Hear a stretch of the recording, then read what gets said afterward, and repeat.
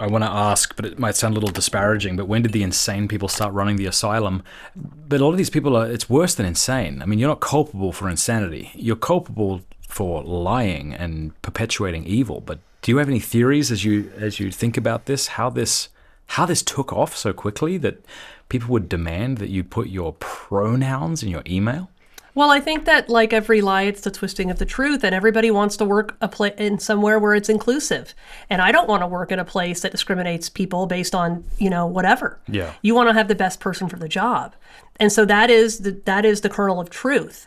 But what we're seeing with DEI is that it's not the best person for the job, all things being equal, and making sure that we're getting the right person for the job that isn't being discriminated against because of one of these things. This is actually the best rocket scientist, and we don't want her to be discriminated against because she's a woman. Mm-hmm. That's, of course, great. Mm-hmm. But when it's being used that we actually don't care about how good of a rocket scientist this person is, we want her because she's a woman and she doesn't have the resume as everybody else, that's when it becomes a problem. Yeah.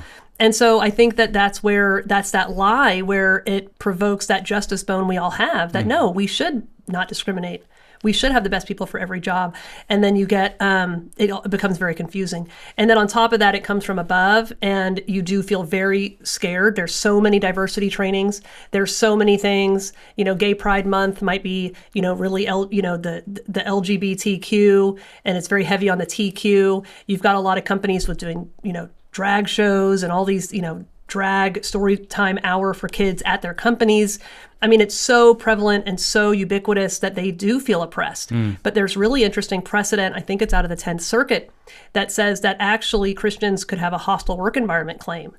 That it's so ubiquitous in the company that they could say working there is such a hostile work environment that I can't, that you would have a claim for hostile work environment. And that's like a factor test that they put through that I think could be very interesting if adopted in other circuits. I want to say a big thanks to the College of St. Joseph the Worker based in Steubenville, Ohio. You'll recognize many of their faculty and fellows from the show, people like Dr. Andrew Jones, Dr. Jacob Imam, Dr. Mark Barnes, Dr. Alex Plato. Listen to this.